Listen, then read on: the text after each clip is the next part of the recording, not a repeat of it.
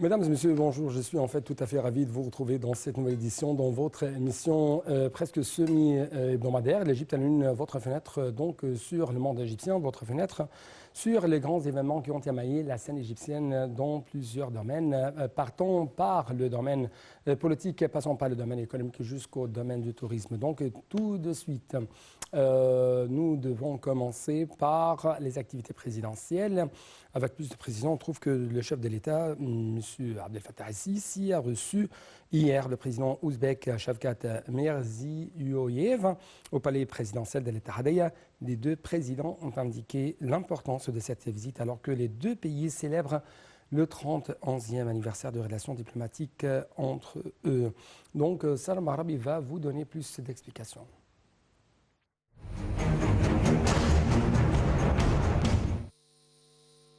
Le président Abdel Fattah el-Sisi a valorisé les relations fraternelles et historiques établies avec la République d'Ouzbékistan, rappelant que l'Égypte avait été le premier pays arabe à reconnaître l'indépendance de ce pays en 1991. Lors d'une conférence de presse commune tenue avec son homologue ouzbek, Shavkat Mirziyoyev, à l'issue de leur pourparlers ce mardi au palais d'Al-Ittihadiyya, le chef de l'État a dit être convenu avec son homologue ouzbek de tenir le comité mixte prochainement et de traduire dans les faits les accords conclus entre les deux bords, mettant en avant l'importance de la coopération entre les deux pays en matière de sécurité, de renseignement et de lutte contre le terrorisme. Le président el-Sisi a souhaité la bienvenue à son hôte, dont la visite au Caire fait suite à la visite qu'il a accomplie en 2018 en Ouzbékistan. Un communiqué conjoint a été publié sur la promotion d'une coopération globale entre l'Égypte et la République d'Ouzbékistan. Cette visite s'inscrit dans le cadre de l'attachement des deux pays au renforcement des relations conjointes. Le président ouzbek est accompagné d'une délégation de haut niveau composée des ministres des Affaires étrangères, de l'investissement, du commerce et de l'industrie, de l'énergie, de la santé, du tourisme et de culture, ainsi qu'un certain nombre de hauts fonctionnaires du gouvernement ouzbek. Les deux présidents ont eu des entretiens dans une atmosphère de confiance et de compréhension où ils ont échangé des vues sur des questions bilatérales, régionales et internationales d'intérêt commun et ils ont exprimé leur appréciation pour la coopération entre les deux parties au niveau bilatéral et dans les instances internationales. Ils ont affirmé la volonté commune de développer la coopération sur tous les niveaux, politique, commercial, économique, investissement, culturel et scientifique. Ils ont affirmé l'importance de poursuivre le maintien mutuel et la coopération dans les forums internationaux et régionaux sur toutes les questions d'intérêt commun. Le président Shavkat Mirziyoyev a félicité le président el-Sisi pour le succès de l'Égypte à accueillir la 27e session de la conférence des États partis à la Convention cadre des Nations Unies sur les changements climatiques COP27 qui s'est tenue à Sharm el-Sheikh en novembre 2022, notamment en ce qui concerne la création du Fonds des pertes et des dommages pour aider les pays en développement exposés aux effets négatifs du changement climatique. Le président ouzbek s'est également félicité du lancement du Forum mondial de l'hydrogène vert. Il a exprimé la volonté de son pays de coopérer sur les questions d'adaptation au climat, de lutte contre la désertification et les moyens d'accroître la dépendance aux énergies renouvelables.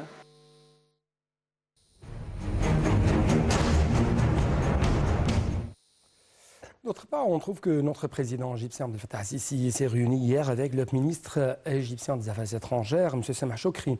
Au cours de cette réunion, le chef de l'État a passé en revue les résultats les plus importants du récent sommet de l'Union africaine qui s'est conclu plus tôt cette semaine à Addis Abeba. Les détails tout de suite.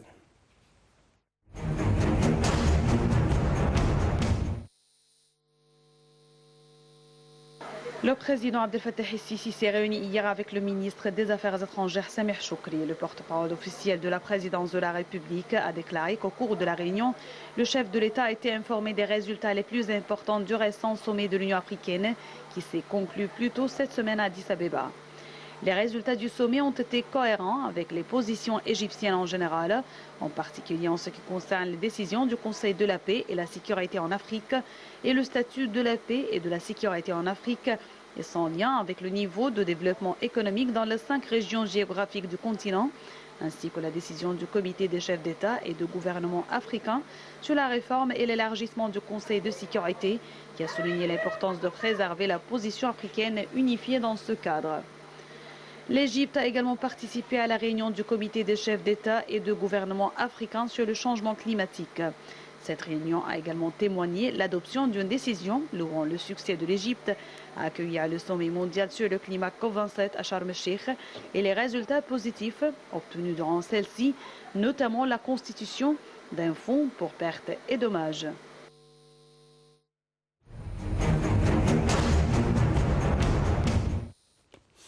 Quant au Premier ministre Dr Moustapha Madbouli, il a inauguré ce matin l'exposition internationale Sports Expo et qui se tiendra du 22 au 25 février en cours au Centre international des expositions d'Al-Manara.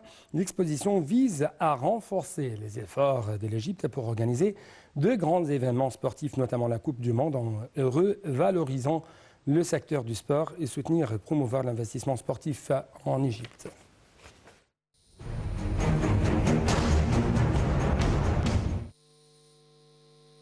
Le Premier ministre Dr Moustapha Madbouli a inauguré ce matin l'exposition internationale Sports Expo qui se tiendra du 22 au 25 février au Centre international des expositions Al-Manara.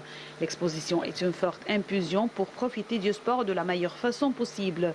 Elle vise à renforcer les efforts de l'Égypte pour organiser de grands événements sportifs, notamment la Coupe du Monde, en revalorisant le secteur du sport et de soutenir et promouvoir l'investissement sportif en Égypte. De nombreux organismes internationaux et des représentants d'un certain nombre de ministères et d'organismes internationaux participent à la conférence et à l'exposition, tels que le ministère de la Jeunesse et des Sports, le ministère de la Santé et de la Population, l'autorité du canal de Suez, l'autorité postale égyptienne, la Ligue italienne au Moyen-Orient et la présence distinguée de la Ligue espagnole et la Liga.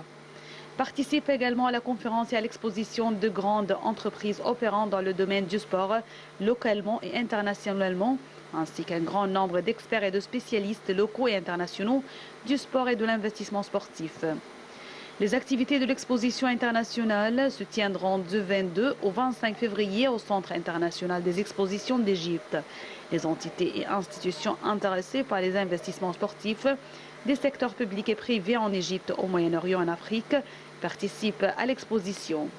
Selon l'organisateur de l'Expo des sports, nous cherchons dans l'exposition et la conférence à être le plus grand forum régional et international qui passe en revue tout ce qui concerne le sport en tant qu'activité et industrie importante. En effet, Sports Expo 2023 vise à renforcer les efforts et les préparatifs de l'Égypte pour accueillir la Coupe du Monde de 2030 et les Jeux Olympiques de 2036. Et nous pensons que les événements liés à l'exposition serviront de miroir de tout ce que l'Égypte a réalisé jusqu'à présent dans le secteur du sport, ainsi que son futur projet d'accueil des deux événements. Notons que le volume des investissements du ministère de la Jeunesse et des Sports a atteint plus d'1 milliard de dollars dans le développement des installations et infrastructures sportives. L'événement sera au plus haut niveau en termes d'organisation et qui conviendra à la présence des officiels et des visiteurs. Il sera une façade pour le sport égyptien et il sortira comme nous nous sommes arrangés pour qu'il s'adapte à un pays de la taille de l'Égypte, selon l'organisateur de l'expo. Nous avons préparé Sport Expo 2023 pour qu'il soit l'événement sportif le plus important et le plus grand d'Orient, du Moyen-Orient et d'Afrique, et aussi un événement mondial dont tout le monde parle.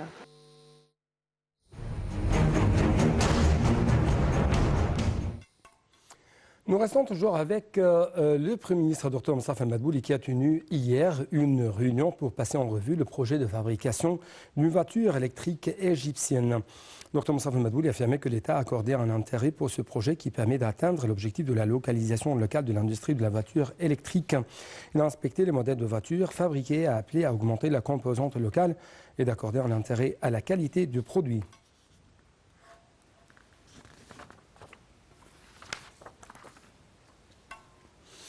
D'autre part, Monsieur le Premier ministre, Dr Moustapha Madbouli, a tenu une réunion afin d'examiner le projet qu'une société saoudienne souhaite exécuter en Égypte au cours de la période à venir à accroître ses investissements. Le prince Naïf Ben Sultan, le PDG de la société saoudienne, et l'ambassadeur Oussama Nakli, ambassadeur du Royaume d'Arabie Saoudite en Égypte, et un certain nombre de responsables ont assisté à la réunion. Au début de la réunion, Dr Mostafa Madbouli a exprimé la fierté de l'Égypte pour les relations fraternelles et étroites entre l'Égypte et le Royaume d'Arabie Saoudite. Il a également salué les efforts et la contribution de l'entreprise saoudienne à l'économie égyptienne et au secteur de l'industrie alimentaire en particulier, car les produits de l'entreprise couvrent un large segment de la demande sur le marché égyptien.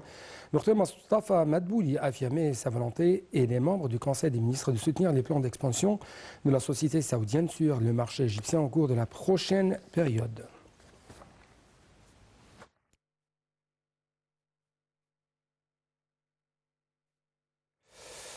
Donc, quelques instants, nous allons être ensemble dans une sorte de plongée dans le monde de l'économie égyptienne.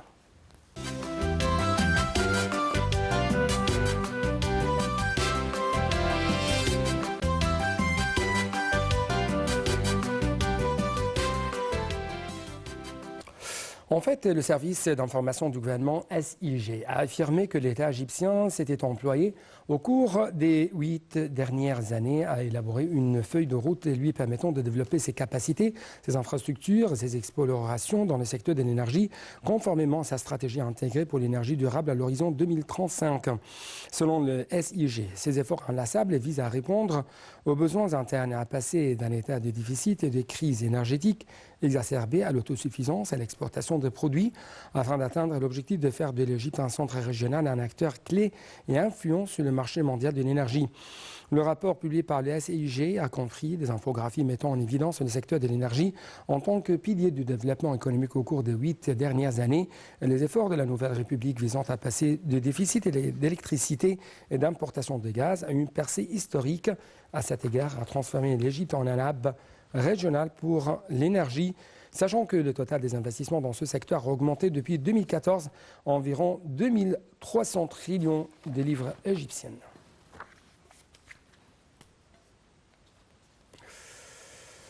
D'autre part, on trouve que l'Égypte renforce sa position en tant que premier producteur des médicaments au Moyen-Orient. Avec plus d'explications, l'agence de notation internationale Fitch a affirmé que l'Égypte poursuivait le renforcement de sa position en tant que premier producteur des médicaments au Moyen-Orient en Afrique du Nord, selon le Centre d'information de soutien dans la prise de décision IDSC, qui met en relief le rapport de Fitch sur les perspectives des industries pharmaceutiques en Égypte jusqu'en 2032. Selon le rapport, l'Égypte avance dans la réalisation de ses objectifs ambitieux pour localiser l'industrie pharmaceutique et enraciner la fabrication locale des médicaments.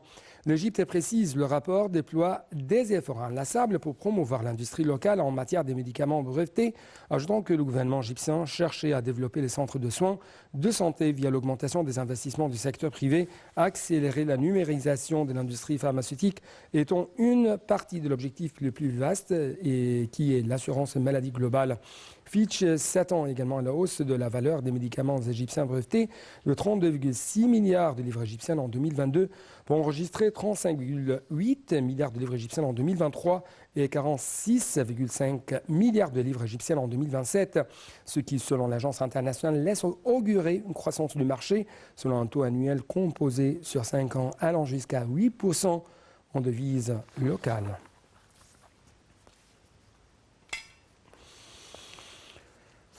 Quant au ministre du Pétrole et des Richesses minières, Dr Tariq El-Molla, il a indiqué que les ventes mensuelles moyennes du gaz naturel en tant que carburant de voiture avaient augmenté à 95 millions de mètres cubes en 2022, ce qui a économisé près de 88 000 tonnes de carburant liquéfié, et ce contre 46 millions de mètres cubes de gaz en 2019. M. Molla a tenu ses propos lors de la réunion périodique tenue pour suivre le plan d'extension de l'utilisation du gaz naturel en tant que carburant alternatif de voiture en présence d'un nombre de responsables du secteur pétrolier et des chefs des entreprises opérantes dans ce domaine. 700 stations gaz naturel ont été mises en place durant la période actuelle, portant à 909 le total de stations GNV, selon la note faite par M. le ministre.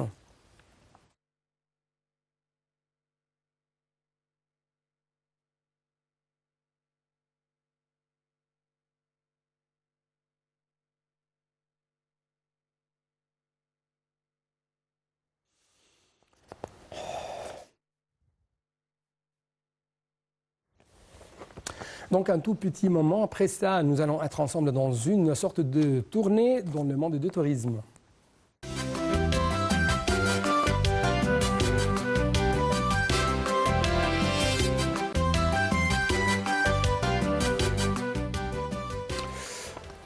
En fait, le président de l'autorité générale égyptienne pour la promotion du tourisme, M. Amr El-Qadi, a dit que les crises que le monde a récemment connues, soit la pandémie du Covid-19, soit la guerre russo-ukrainienne, avaient affecté d'une manière significative l'économie mondiale.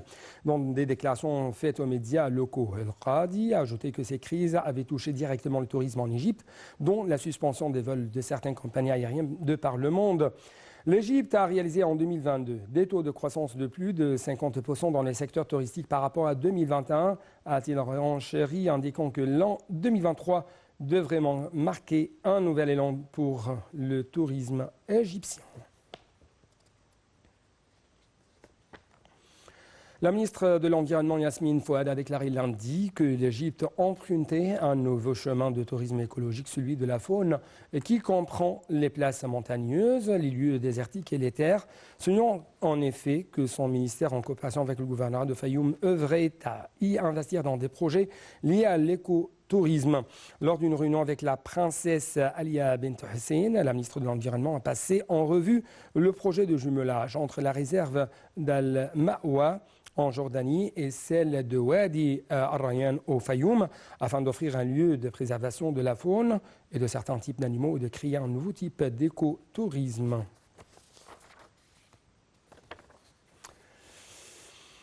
Des centaines de touristes étrangers et égyptiens ont assisté au phénomène unique de la tombée perpendiculaire du soleil sur le visage de la statue de Ramsès II au cœur du grand temple d'Abou Simbel à Assouan.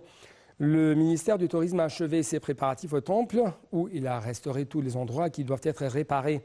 Ce phénomène astronomique se déroule 2 fois par an, le 22 février et le 22 octobre de chaque année et dure 24 minutes. Pendant ce temps, les rayons du soleil pénètrent sur une distance de 60 mètres à l'intérieur du temple pour atteindre le sanctuaire et éclairer la sculpture sur le mur arrière. Clôturons donc cette édition par cette nouvelle. Le ministère du Tourisme et des Antiquités a annoncé la semaine dernière l'inauguration de nouveaux sites archéologiques au public après leur restauration. Ce sont des monuments considérés comme les plus spectaculaires dans la région. Il s'agit de 3 tombes, Miro al-Asasif, Djohiti et Heri dans la région de Dara Abul Naga, et de 2 salles, celle du nord et du sud dans les temples de Hatshepsut à Der el-Bahari. L'ambassadeur de l'Espagne en Égypte, Álvaro Eranzo, le président du Conseil suprême des recherches scientifiques en Espagne, et Luisa Del Pino, étaient également présents. L'éminent archéologue, Dr Zahouez, le directeur général des Antiquités de la Haute-Égypte, Dr Fatah Yassine, et le directeur de la mission, José Manuel Galan, ont assisté également à cette inauguration. Donc c'était tout pour cette édition. Merci beaucoup pour votre attention toujours. Ensuite de nos programmes nationaux et internationaux, je vous souhaite une très belle journée.